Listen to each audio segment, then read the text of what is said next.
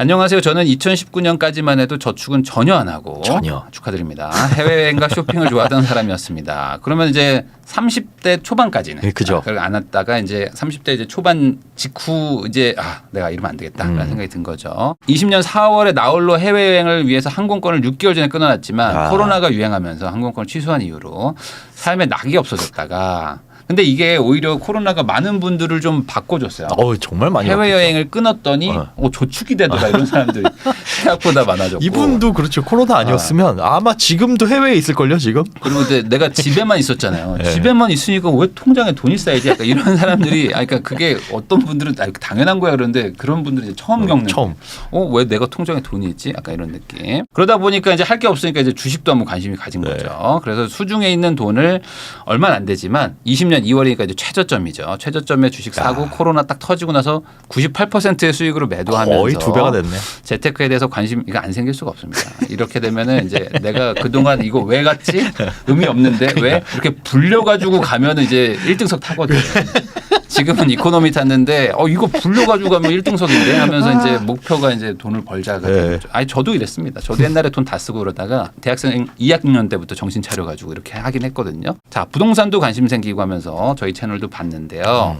그동안 펑펑 써버린 돈을 지금까지 모았으면 부동산 투자를 할 수도 있었을 텐데라는 아쉬움도 들고 특히나 주식 98% 수익률이 기쁘긴 했지만 시드머니가 적으니까 더 벌었을 걸. 그러니까 시드머니가 더 컸으면. 저는 아니라고 봐요. 저기 만약에 1억을 넣었다. 그럼 98% 아니라 한 9.8% 올라갔을 때 그렇지, 이미 그렇지. 매도 버튼의 손이 왔다 갔다 해요. 번 돈은 똑같아요.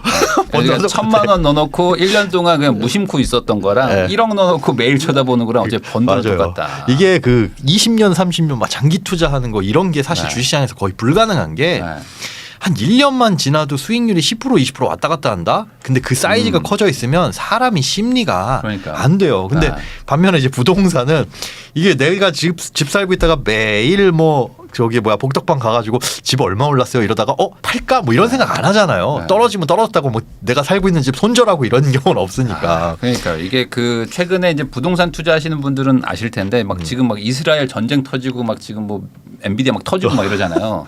근데 그 부동산 사람들은 그래도 그렇구나 전쟁 나면 안 되는데 약간 요 정도?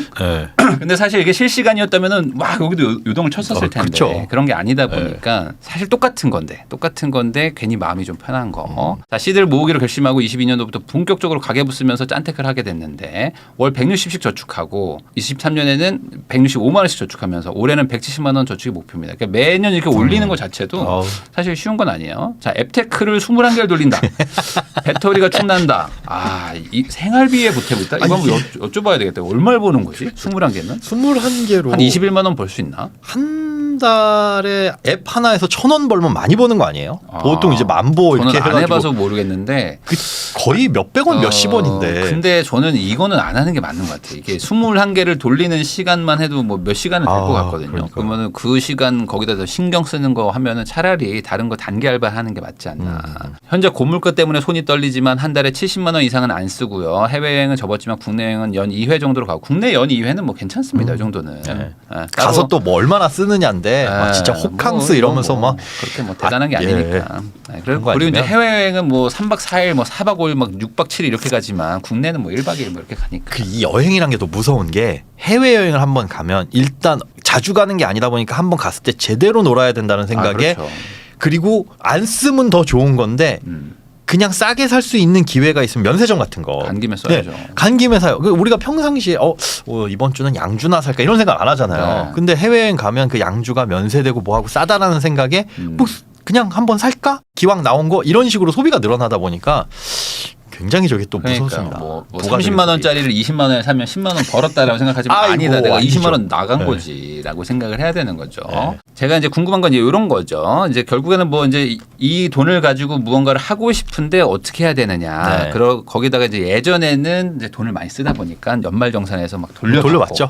대부분 나라가 너무 감사합니다 땡큐잖아요. 감사합니다 땡큐. 이 국가의 어떤 소비 문화를 진작시키기 위해서 해주셨는데 이제 안 쓰니까 어떻게 되지? 토해내는 거예요. 근데 이게 너무 아까운 거죠. 사실 그 토해내는 사람들 이제 경험이 없으시면은 와 이거 내가 뭐지라는 생각 막 들거든요. 내가 지금 이렇게 열심히 돈 벌고 안 쓰는데 네. 나라에서 또 세금까지 뜯어가 그러니까 이렇게 월급의 생각을 반 이상이 세금으로 날아가니까 와 이거 뭐냐라는 생각이 들었는데 이게 헛된 노력이 아닌 거죠. 포기하진 않을 거지만 칭찬 좀 해주시면 더욱더 짠탱크할 것 같습니다. 저의 과거는 참고 정도만 해주세요. 지금은 완전 달라지신 네. 겁니다. 이게 뭐죠? 저 출소하신 거예요. 네. 자, 그래서 항상 좋은 영상 해주셔서 감사합니다라고 해주셨는데 우선은 이제 어머니네 집에서 무상 거주.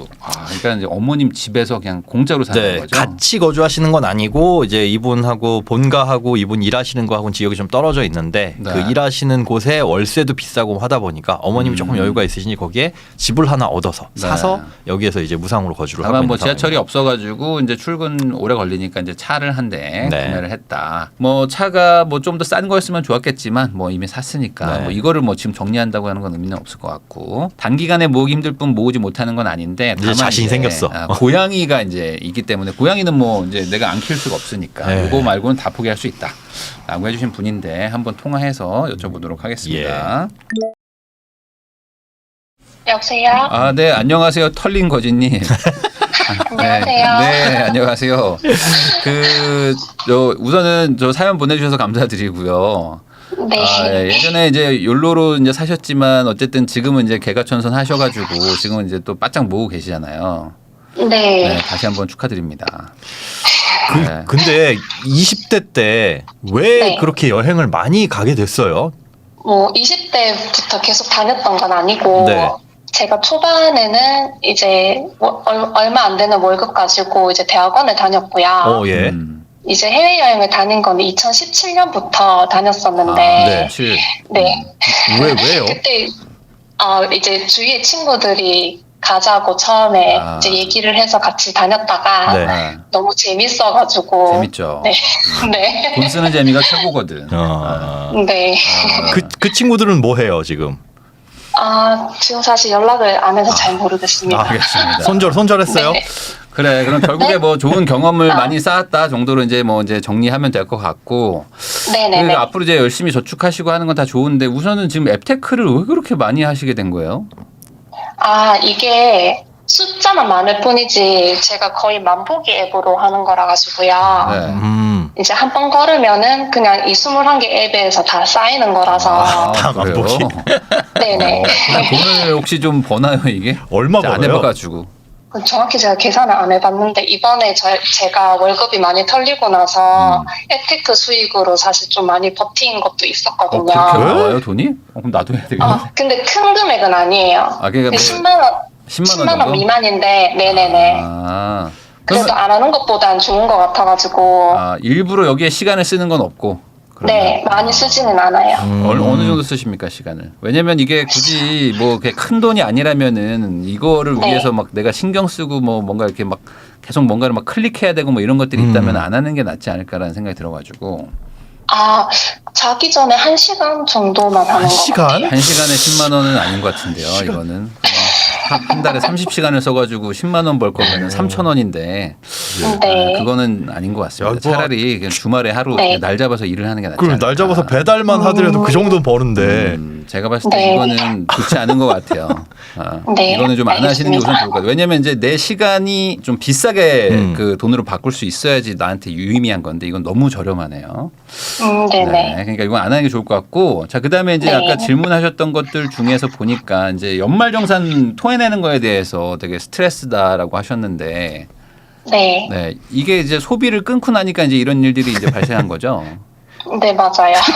그러니까 그동안 이제 카드나 뭐 이런 것들 안 쓰니까. 이게 미혼이 연말정산해가지고 돌려받는다 그러면은 그냥 아이고 망했구나 이렇게 생각하면 돼요. 그분은 그렇게 돌려받을 수가 사실 없거든요. 구조적으로 봤을 때 연금저축이나 뭐 IRP 풀로 넣지 않는 이상은 네. 많이 쓰고 있다는 거예요. 지금 이게 사실 이 토해냈다라는 표현을 쓰기는 하지만 원래 내야 될 세금을 안 떼고 있다가 낸 거라 네네. 지금은 처음 경험이라서 이러실 수 있는데 네. 혹시 부모님이 소득이 있으신가요?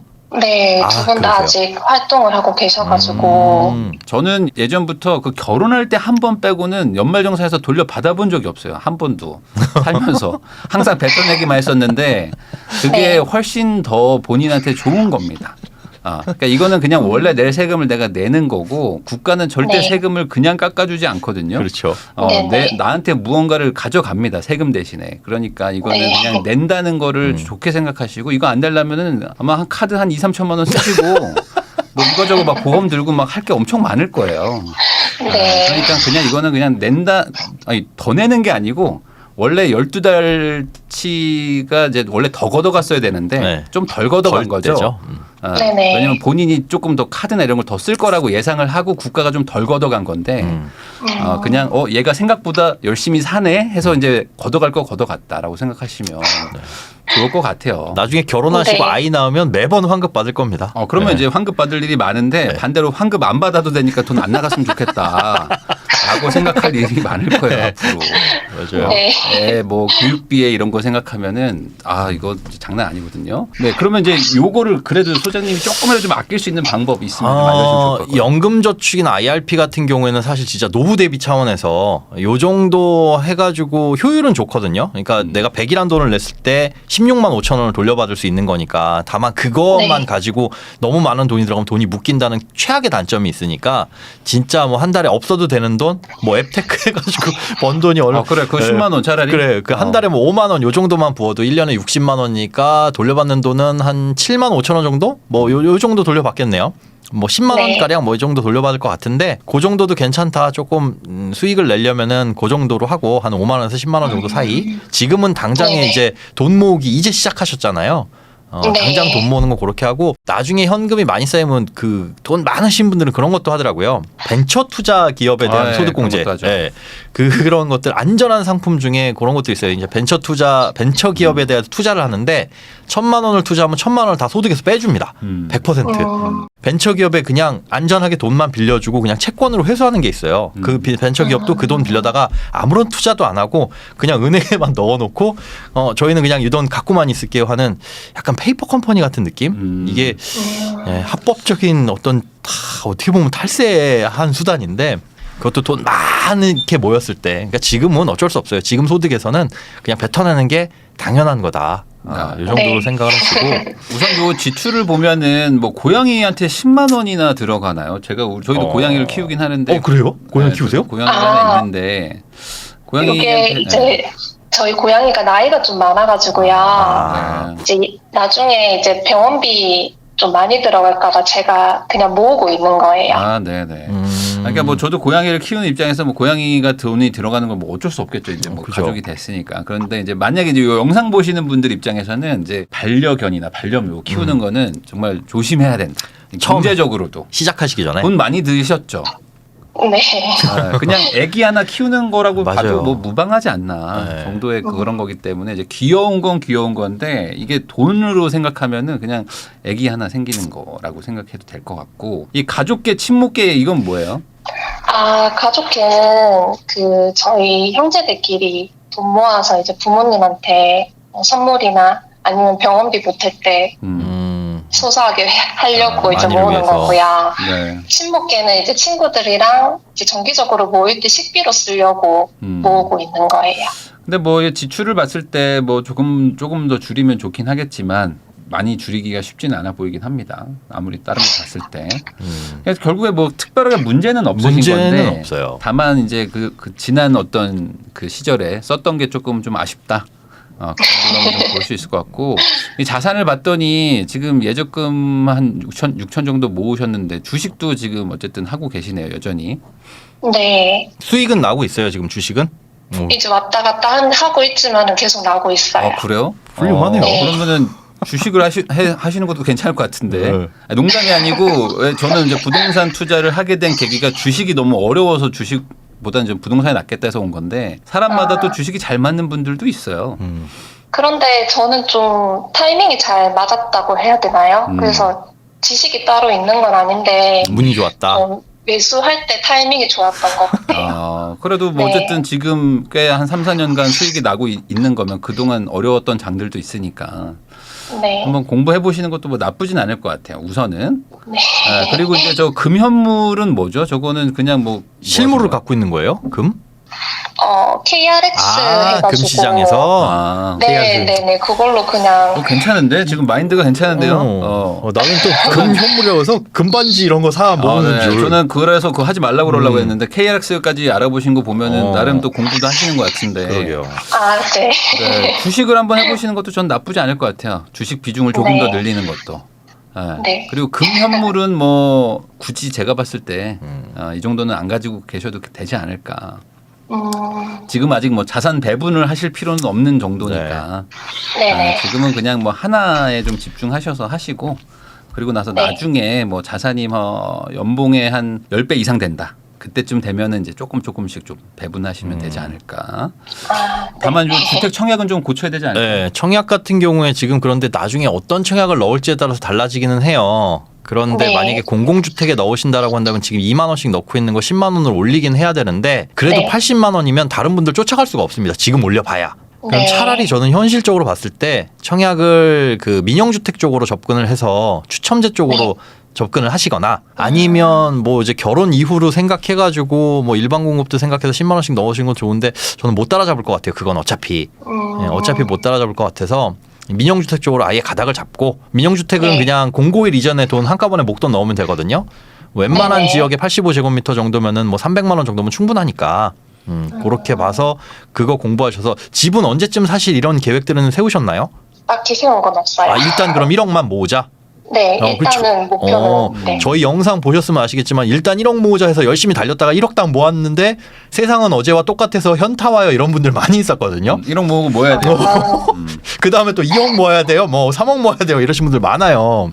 그래서 그 1억 모으든 뭐 그 현실적인 숫자도 중요하지만 모은 다음에 그 다음 스텝 뭐 집을 사는데 CD로 쓸 것이냐 뭐 이런 것들도 지금부터는 고민을 하셔야 될 것 같아요. 지금 저축률로 봤을 때는 1억은 금방 이제 넘어갈 것 같아서. 그렇죠. 예. 저는 오히려 약간 주식 공부 한번 해볼 필요는 있을 것 같다. 어쨌든 본인이 어떤 부분에서 성공을 했다는 거는 그게 뭐 이제 단기가 아니라 뭐 몇 년째 지금 이득을 보고 있으시면 저는 한 번은 해볼 만하다고 보고요. 그다음에 안 되겠다 싶으면 부동산으로 오셔도 상관없을 것 같고 그다음에 부동산 쪽은 뭐 우선 잘 모르시겠으면은 그냥 청약 정도만 한번 책 한 10권 정도 읽어보시면서 이제 그 청약에 대해서 한번 공부하는 정도. 그러니까 중요한 건 1억 모아서 뭘 해야지라는 플랜은 지금부터 한 1년 정도는 세우셔야 돼요. 돈을 모으는 과정에서. 돈 모은 다음에 뭐 하지 그러면 이제 보통 좀 이상한 길로 가는 경우가 많으니까. 네, 혹시 질문하실 거나 궁금하신 거 있을까요? 아니요, 없습니다. 네. 앞으로 그 아까 말한 대로 친구들하고 이제 손절도 잘 하셨으니까 이제 좋은 분 만나려고 잘 노력하셔가지고 결혼이나 뭐 이런 것들도 한번 계획 계시면 좀 잘 하셔가지고 지금 이대로 잘해보자 정도로 좀 정리하면 될 것 같아요. 지금 뭐 나쁜 건 없으니까. 다시 돌아가실 일은 없겠죠? 다시 뭔가 갑자기 막 여건이 막 이렇게 눈앞에 아른아른하다거나 약간 그런 일들은 지금은 잘 참고 계신 건가요? 네, 지금 일부러 여권도 갱신 안 하고 있어요. 여건 없애버려. 아예 그냥 배수지를 쳤구나. 없어졌어요. 만기됐어요. 아주 잘했습니다. 네. 그렇게 하는 거야. 꼭 필요하면 그때 만들면 그때 되지. 신혼여행 갈 때 만드세요. 네, 네. 그럼 되지. 네. 아주 잘하고 계십니다. 감사합니다. 감사합니다. 네, 고맙습니다. 네. 안녕히 계세요. 네.